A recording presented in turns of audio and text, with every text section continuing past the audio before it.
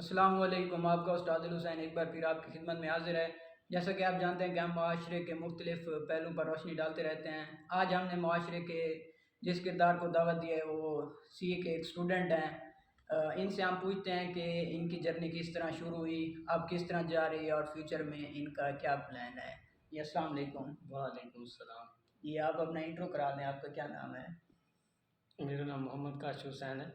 मैं सी A final का student हूँ। मेरे जो है ना तकरीबन 2 साल की आर्टिकल्स भी कंप्लीट हो गए हैं। जो है ना तकरीबन मुझे कोई पाँच पाँच साल होने वाले हैं जो है ना सी ए के अंदर।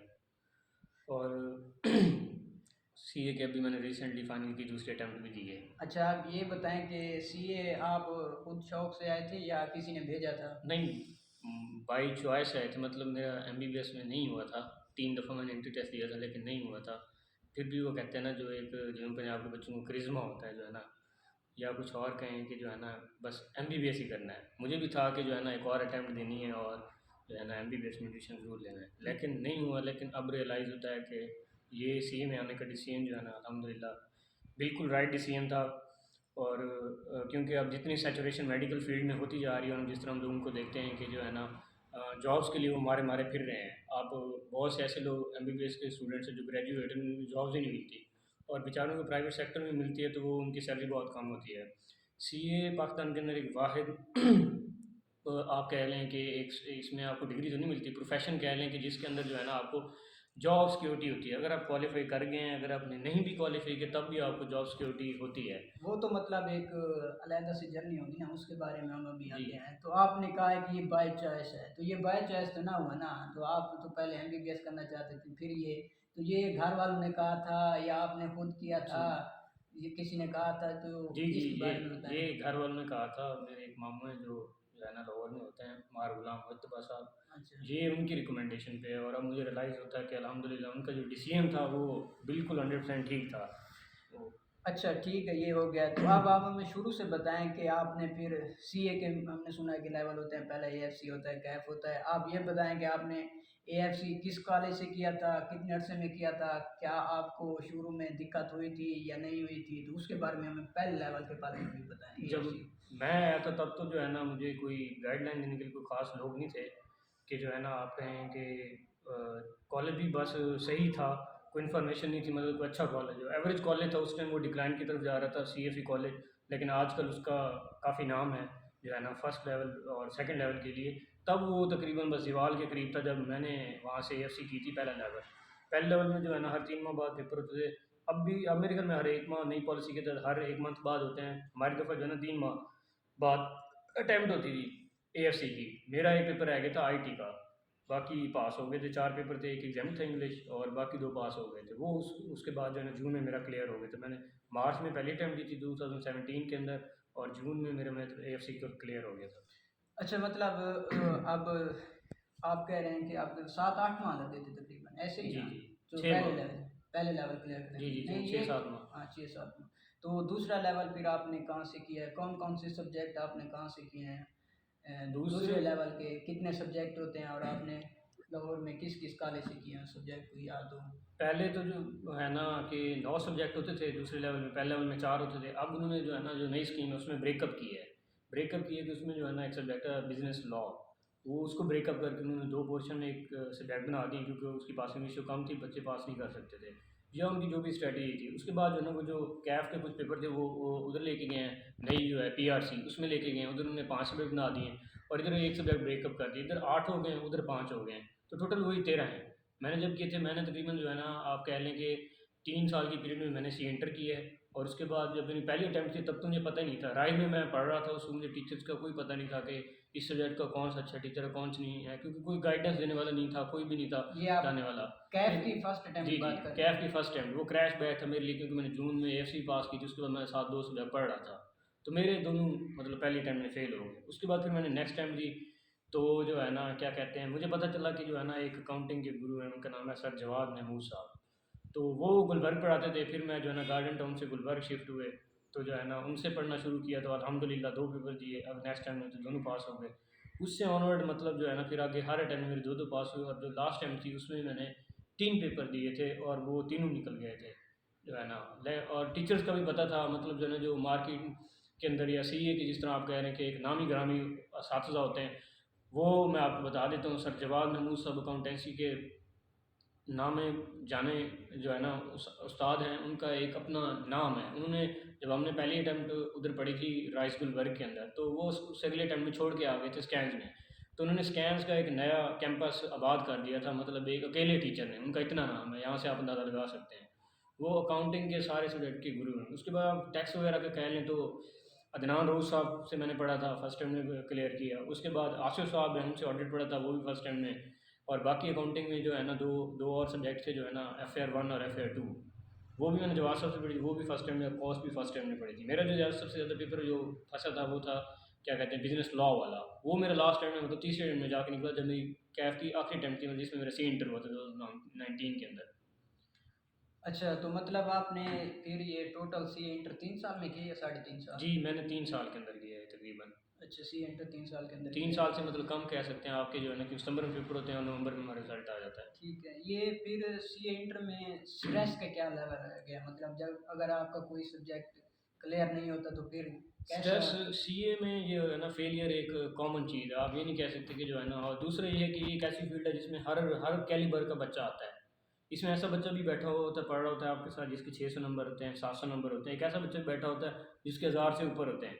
अब तो वैसे ही बच्चे काफ़ी सेचुरेशन होती जा रही है, मतलब जो काफ़ी बच्चे आ रहे हैं। जो हम आते थे तब तादाद कम होती थी क्लास में, अब तो भरी हुई है, बहुत सी बच्चे आ गए हैं।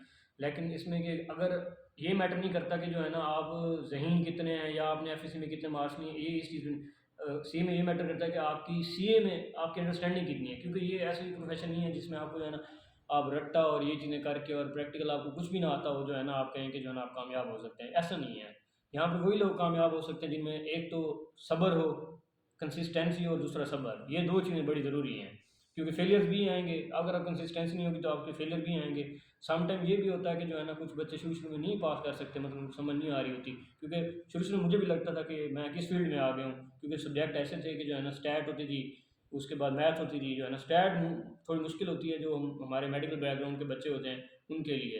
अकाउंटिंग भी एक नई चीज़ है, मतलब जो है ना, जो चाहे जिन्होंने मैथ भी पढ़ी उनको भी समझ नहीं आती कि जो है ना ये क्या है।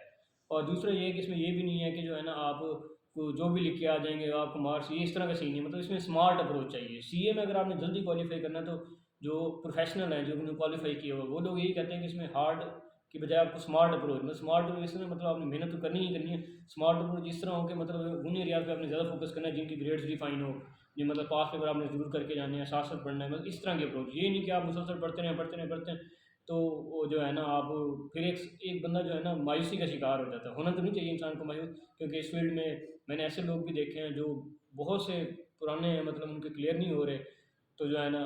और कुछ ऐसे भी हैं जो हमसे बाद में हैं लेकिन हमसे आगे निकल गए हैं। मतलब ये इसमें आप ये नहीं कह सकते कौन जूनियर है कौन सीनियर, इसमें ये आप नहीं प्रिडिक्ट कर सकते। अच्छा, आप ये बताएं कि अब कोविड के बाद जो ऑनलाइन क्लासेस का ट्रेंड चल पड़ा है, तो फिज़िकल क्लासेस और ऑनलाइन क्लासेस को आप किस तरह कंपैरिजन करेंगे? मतलब अगर कोई अच्छा टीचर आपको सब्जेक्ट मिल रहा है, फ़र्ज़ किया तो किसी और शहर सिटी से है, कराची से है, किसी और सिटी से है, तो क्या आप रिकमेंड करेंगे कि वो आप ऑनलाइन क्लासेस पे चले जाएँ फिज़िकल के बजाय? हमारी दफ़ा ये हुआ था कि जब मेरा इंटरव्यू हुआ तो उसके बाद फ़ौरन ही कोविड आ गया था। तो उस टाइम जो है ना क्या कहते हैं, अभी ट्रेंड नहीं चल रहा था, मतलब आ रहा था, तो जो है ना ऑनलाइन की तरफ शिफ्टिंग हो रही थी, मतलब फिजिकल से। जो क्योंकि हमारे बैच के लोग थे उनकी हैबिट नहीं थी ऑनलाइन क्लास लेने की, तो उनके लिए एक थोड़ा सा जो है ना आप कह लें एक बैरियर था। एक बैरियर था, वो उनको अबूर करना था। मोस्टली बच्चे इसी वजह से जो है ना वो पास नहीं हो रहे। जहाँ तक मुझे खुद को भी रियलाइज़ हुआ कि मैंने थोड़ा अडॉप्ट नहीं किया, जो है ना वैसे अडॉप्ट कर लेना चाहिए था अगर टाइम पे कर। अभी तक मेरे भी कोई 2-3 पेपर पास तो ज़रूरी हो जाते। इस बैरियर को मैंने क्रॉस नहीं किया। लेकिन अब पिछले टाइम जब मैंने दी तो मुझे रियलाइज़ हुआ कि नहीं यार, ऑनलाइन लेनी चाहिए। ऑनलाइन में आपको बहुत से बेनिफिट्स हैं। ऑनलाइन में देखें, आपकी जब आप फर्म में आर्टिकल्स कर रहे होते हैं, आपकी लेट सिटिंग भी होती हैं। इंटर्नशिप जब आपकी चल रही होती है, देखें 9 से 6 आपने काम भी करना है ऑफिस में, बाद का लेट सिटिंग भी होती है सीज़न के अंदर। उसके बाद आप जाके कैसे जो है ना फिजिकल क्लास ले सकते हैं? एक तो आपकी क्लास मिस हो जाएगी आधी। दूसरा ये है कि अगर आप ऑनलाइन की तरफ शिफ्टिंग, उसके फ़ायदा ये है कि ये तो आप कह रहे हैं ना कि जब आर्टिकल्स वगैरह कर रहे हो, ये तो हो गए सी इंटर के बाद। मैं पूछना चाह रहा हूँ सी इंटर से पहले। जी बिल्कुल, बहुत से ऐसे बच्चे भी हमने देखे हैं अभी जो जूनियर्स हमारे आए हैं, उन्होंने मेरिट सर्टिफिकेट लिए हैं और ऑनलाइन घर बैठ के पढ़ के, घर बैठ के। उसके लिए ये है कि आपको हॉस्टल के एक्सपेंसेस बच जाते हैं। घर घर का खाना मिल जाता है, आपके पास प्लेंटी ऑफ टाइम्स होता है पढ़ने के लिए। अगर ये इन अपॉर्चुनिटीज़ को आप अपने मद्देनज़र रखें, इन चीज़ों को, और कंसिस्टेंसी के साथ पढ़ें, तो मेरे ख्याल में घर बैठ के सीए करना कॉस्ट एफिशिएंट भी है, टाइम एफिशिएंट भी है, और उसके और भी बहुत से बेनिफिट्स अच्छा, हैं। ये प्लेटफॉर्म कोई बता दें, मतलब कोई अच्छा प्लेटफॉर्म जिससे आप ऑनलाइन क्लासेस ले सकें सी इंटर से सी पहले। इंटर से पहले जो है ना, आप देखें पहले लेवल के लिए मैं रिकमेंड करूँगा कि जो है ना, CFE बेस्ट कॉलेज है। स्कैन सर जवाद का कैंपस वो भी अच्छा है। उसके बाद जो है ना, क्रीसेंट कॉलेज भी अच्छा है। ये तीन ऐसे हैं मतलब जो है ना, जिनकी फीस भी कम है। CFE तो स्कॉलरशिप देता है, वो सबसे बेस्ट है मैं जो कहता हूँ, क्योंकि उधर QM का भी गुरु है, सर पढ़ा रहे हैं दाऊद शाह साहब, जिनसे मैंने पढ़ी पूरे पाकिस्तान उनका नाम जाना जाता है। दाऊद शाह साहब जो है नो डाउट ब्रिलियंट पर्सनैलिटी, और बहुत अच्छा मेथड है उनका पढ़ाने का। और फीस उनकी बहुत कम, बच्चों को स्कॉलरशिप भी देते हैं अच्छे मार्क्स पे, FSC की बेस पे जो आते हैं CA के अंदर जो है ना पहले लेवल में, वो फीसेस कम होती हैं, बच्चों के लिए मसला नहीं होता। दूसरा जो है ना, आप कुछ और भी जो है ना आप कह सकें, जो है ना इंस्टीट्यूट मौजूद हैं जिनकी जो है ना फीसेस इतनी हैं कि जो है ना आप सोच नहीं सकते, मतलब वो 1-1 लाख के करीब उनकी फीसें हैं पहले लेवल की। एक बच्चा जो 10,000 में पढ़ के PRC कर रहा है पहले लेवल, और एक बच्चा 1,10,000 दे के PRC कर ले, मेरे ख्याल में वो कोई दानिशमंदाना स्टेप नहीं है उसका, कि जो है ना अगर वो इतने पैसे दे के माँ बाप का पैसा ज़ाया करके उस इंस्टीट्यूट की तरफ जो ज़्यादा पैसे दे, बजाय उसकी जिसमें थोड़ा है, और वहाँ से वो पास हो सकता है। ये तो आप फिजिकल का कह रहे हैं जी ना। जी। और ऑनलाइन ऑनलाइन ऑनलाइन ऑनलाइन भी का आप ले अगर कोई सकते हैं, प्लेटफॉर्म। ऑनलाइन भी वही है, ऑनलाइन उनके पास क्लास अवेलेबल है। CFE की मेरे ख्याल में मौजूद है। उसके बाद नियर पेयर भी उनकी शायद क्लासें पढ़ी हैं। उसके बाद CA नोट्स में वहाँ पे भी पढ़ी हैं, आप वहाँ मतलब से भी ले सकते हैं। अगर कोई हमारा मुल्तान का बच्चा है वो इधर कर रहा है तो वो ऑनलाइन क्लासेस लेके उनसे भी लेक्चर ले सकता है। जी बिल्कुल, ऑनलाइन क्लासें लेके ले सकते हैं, क्योंकि व्हाट्सएप ग्रुप्स होने, तो उसमें टीचर इंटरेक्टिव होते हैं, कोई भी बच्चा क्वेश्चन पूछता है, असाइनमेंट सब कुछ बच्चों को LMS के ऊपर पड़ी होती है, मतलब जो सॉफ्टवेयर होते हैं ना ऑनलाइन क्लासेस के, वहाँ पे सब चीज़ें बच्चों को प्रोवाइड कर दी जाती हैं। क्वेश्चन, मॉक्स हो गए, उसके बाद व्हाट्सएप ग्रुप में क्यूरीज हो या रिजॉल्व होने, वो भी सब कुछ हो जाता है।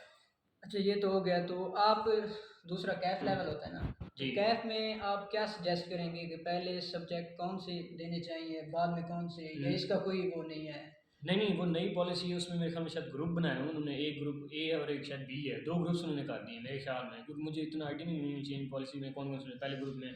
तो उसमें वो ये कहता है अगर पहले ग्रुप के सारे पेपर पास होंगे तो मेरे ख्याल में शायद फिर आप दूसरे के दे सकते हैं, इस तरह है। बाकी मुझे कोई नई पॉलिसी के मुताबिक ग्रुपिंग का आइडिया नहीं है। अच्छा, तो अब सी इंटर के बाद हम आ जाते हैं। सी इंटर के बाद 3.5 ईयर्स के आपके आर्टिकल्स होते हैं, जी ऐसे ना? तो जी। उसमें 1.5 ईयर्स जो पहले होते हैं उसमें आप फाइनल के पेपर नहीं दे सकते। ये अच्छा, एक बच्चा सी इंटर कर चुका है, उसने अब आर्टिकल्स के लिए जाना है, तो आप उसे क्या सजेस्ट करेंगे? वो फॉर्म A कैटेगरी की जाए, B में जाए, या जो मिल जाए उसके लिए आप क्या सजेस्ट करेंगे फॉर्म के लिए, आर्टिकल करने के उसके लिए 2 तरीके होते हैं, प्लेटफॉर्म आजकल बहुत मौजूद हैं, क्योंकि जो है ना हमारे जो कुछ सीनियर्स हैं वो जो है ना बहुत ही अच्छा काम कर रहे हैं इस हवाले से, इंडक्शंस के हवाले से बच्चों की, वो फॉर्म्स वगैरह की कैटेगरीज भी बताते हैं, सारा कुछ ग्रुप्स बनाए उन्हें बकायदा कि इस फॉर्म की अभी इंडक्शन ओपन है, किसकी नहीं है, किसमें क्या इंटरव्यू है, क्या पूछते हैं, सारा कुछ है।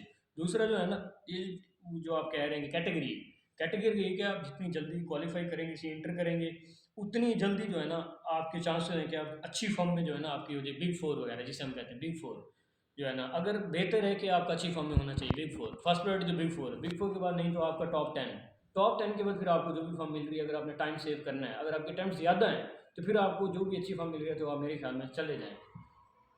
वो फिर आपका कोई इदारा होता है, वो रिकॉग्नाइज्ड होनी चाहिए, QRC होता है, क्या होता है जी उससे? जी। वो quality control reviewer basically I cap है जो पाकिस्तान के अंदर है, वैसे ऑडिट ओवरसाइट बोर्ड भी होता है एक, वो भी फर्म्स के ऊपर चेक करते हैं, कुछ फर्म जो ग्लोबली रजिस्टर्ड हैं फर्म्स के साथ, तो उनका ऑडिट ओवरसाइट बोर्ड भी होता है। उसके बाद जो है पाकिस्तान के अंदर तो आई कैप करता है क्वालिटी कंट्रोल रिव्यू, वो ये होता है कि वो बताता है कि जो है ना फर्म अच्छा काम करे, हमने उनका चेक किया, इस लिहाज से वो क्रेडिबिलिटी आप कह लें कि उनकी फर्म्स की ज़्यादा अच्छी है।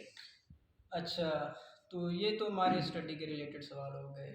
तो अब मैं सोशल लाइफ के बारे में पूछना चाहूँगा। जो सीए वाले स्टूडेंट होते हैं उनकी क्या सोशल एक्टिविटीज़ होती हैं, नहीं होती, या मतलब वो स्टक रह के या स्टक होते हैं बस सिर्फ स्टडी में? इस बारे में अपना बताएंगे सोशल थोड़ा। लाइफ जो है ना अब काफ़ी कॉलेजेस जो है ना अब करवा रहे हैं, मतलब स्पोर्ट्स वाला ही होता है, वो ये होता है कि 10-5 दिनों का होता है या एग्जाम्स के बाद होता है फ़ौरन।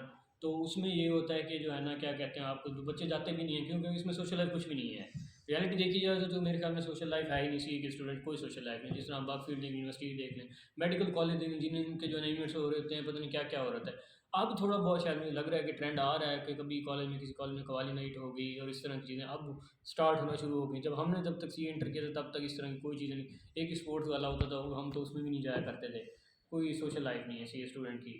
अच्छा, तो जो अक्सर देखा गया है जो सीए वाले स्टूडेंट होते हैं, एक तो जब पहले तो होती नहीं है उनके पूरे सीए फाइनल, मतलब सारे सब्जेक्ट होते नहीं हैं, अगर होते हैं तो वो बहुत ज़्यादा एज्ड हो चुके होते हैं। तो इस बारे में आपका क्या ख्याल है कि कितना अर्सा एवरेज लग जाता है एक सीए क्वालिफाई करने के लिए? अगर देखा जाए ना एक एवरेज इंसान के लिए, अगर वो कंसिस्टेंट मेहनत कर रहा है तो मेरे ख्याल में 7 से 8 साल के अंदर वो कर जाएगा। अगर वो हिम्मत नहीं आता, समटाइम ये होता है कि आप जो है आर्टिकल्स करने के बाद आपकी जॉब लग जाती है। मतलब ये कि आजकल तो ये अगर आपका पेपर ना भी पास हो तो मतलब 60 से ऑनवर्ड 70 80 90 तक आपकी लग जाती है। अगर आपको कोई अच्छा रेफरेंस है, आपको काम आता है, तो 1 लाख तक की भी वो कुछ लोग कमा रहे हैं। लेकिन अगर 3 4 पेपर पास हैं तो आप 1 से ऊपर भी मतलब लोग हैं जो कमा रहे हैं। तो पैसे आने की वजह से ये होता है कि इंसान को कहता है मैं प्रमोशन करूँ। और दूसरा जो है ना, जब आप जॉब्स जब करना स्टार्ट देते हैं तो आपको टाइम नहीं होता, पेपर्स के लिए तैयारी करने का आपको टाइम नहीं मिलता, क्योंकि एम्प्लॉयर जो होता है वो आपको स्टडी के लिए टाइम नहीं देता, बहुत कम देते हैं। मतलब एम्प्लॉयर आपको जो है ना स्टडी के लिए टाइम के आप पेपर, कोशिश यही होनी चाहिए कि आप जो है ना विद इन आर्टिकल्स करें, क्योंकि जो लोग ज़्यादा एज हो गए हैं उनके या तो कोई प्रॉब्लम होंगे या फिर ये है कि उनको मतलब पैकेज इतना अब उनका अच्छा हो गया, वो कहते हैं अब क्या करना है जो है ना क्वालिफाई करके आप पेपर तो निकल नहीं रहे, दिए होंगे उन्होंने भी ज़रूर दिए होंगे, नहीं पास होंगे तो उन्होंने जो है ना बस इंसान थक हार के कहता है कि जो है ना रिस्क रोजी रोटी तो चल रही है बस अब अच्छी, तो अब क्या पेपर देगी क्या। अच्छा, सही है। आपकी एज कितनी है वैसे? आप लग तो 30 35 साल के रहे जी हैं जी फिर बिल्कुल, आपकी मैं क्या जो है? है ना 25 प्लस हूँ जो है ना। और उसके बाद ये अब आई कैम ने एक इनिशिएटिव ऐसे लिया है कि जो है ना उन्होंने एक रिस्ट्रिक्शन लगाई है। जब आप एज की बात कर रहे थे, जी। उस हवाले से उन्होंने एक पीरियड डिफाइन किया कि भाई 2022 से जून से ऑनवर्ड जो है ना आप 10 साल हैं, 10 साल के अंदर जिनके पेपर रहते हैं ना फाइनल के, वो अब उन 10 साल में अपने फाइनल के पेपर क्लियर कर लें। उसमें भी उन्होंने सहूलियत दी है कि अगर 4 पेपर आपके पास है ना फाइनल के, फिर भी आपको मेरे ख्याल में अनलिमिटेड टाइम दे दिया फिर उन्होंने, अगर 4 पेपर आपने पास कर लिए हैं तो। वरना जो है ना वो आपको जो है ना मेरे ख्याल में डिस्क्वालीफाई कर देंगे शायद, इस तरह की कोई रिस्ट्रिक्शन लगाई है। तो ये बाल आपके सीए के बाद आने गिरे हैं या पहले गिर गए थे, या ये सीए के आपने सीए ने आपको तोहफा दिया है कि आपका सूरज निकला है? नहीं, ये बाल जो है ना ये बस एक तो क्या कह सकते हैं कि ख़ानदानी मसला है, दूसरा जो है ना क्या कहते हैं कि जब मैं एंटी टेस्ट दे रहा तब से गिरना स्टार्ट हो गए थे। ये सीए का तोहफा नहीं है, सीए ने बस इसको मज़ीद जो है ना आप कह दें कि इसमें खुशगवार इजाफा बना किया दिया है, है। इजाफा किया है गिरने में जो है ना। बाकी क्या कहते हैं, ये नहीं है कि आप कहें कि सीए के साथ अमल दखल है। अच्छा, नहीं ये फिर सीए इंटर अगर इंसान का ना हो तो फिर वो ऐसे ही फिरता रहे, रिश्ता वगैरह तो फिर नहीं मिलता हमें, इस बारे में हमारे क्या? सर टीचर्स जो होते हैं वो यही कहते हैं, बच्चे आप मोटिवेशन आपके अंदर यही होनी चाहिए कि जो है ना मैंने जल्दी सी शादी करनी है। अच्छा। मोस्टली टीचर यही करते हैं कि जो जल्दी शादी करनी है जो है ना, ये मोटिवेशन रखें, फिर देखें आप कैसे जल्दी से होता है। हाँ ये तो साफ है, जब आप कमाने वाले नहीं होंगे तो फिर कहाँ किसने आपको रिश्ता देना है। लगता है आपकी और मोटिवेशन भी यही थी। वो एक कहावत आपने मशहूर है हमारे यहाँ जो है ना सीए के अंदर जो है ना, वो एक लड़का होता है फर्म के अंदर, उनके आर्टिकल ख़त्म हो रहे होते हैं और जो है ना क्या कहते हैं मेरे ख्याल में वो क्वालिफाई हो जाते हैं, तो वो लड़की कहती है जो है ना क्या कहते हैं कब मेरे घर रिश्ता लेकर आ रहे हो, तो लड़का कहता है जब तुम कहो। तो वो लड़की उससे कहती है कि जो है ना पहली ट्राई ना करना, 2 3 मरतबा जो है ना तुम कहीं और ट्राई करके ना मेरे घर आना, क्योंकि तुम फर्स्ट अटेम्प्ट में जो है ना तुम क्लियर नहीं कर जाते, पास नहीं कर सकते। मतलब ये ट्रेंड बन चला था उसकी प्रैक्टिकल लाइफ में भी, फर्स्ट अटेम्प्ट में कुछ पास नहीं होता। जी बिल्कुल ऐसे ही है बस। तो आप भी ख्याल रखिएगा कि फर्स्ट अटेम्प्ट में हर जगह फर्स्ट अटेम्प्ट नहीं करनी। चलें जी, शुक्रिया आपने अपना कीमती वक्त दिया। उम्मीद है नाजरीन आपको कुछ ना कुछ फ़ायदा हुआ होगा। अपने और अपने प्यारों का ख्याल रखिए। अल्लाह हाफ़िज़।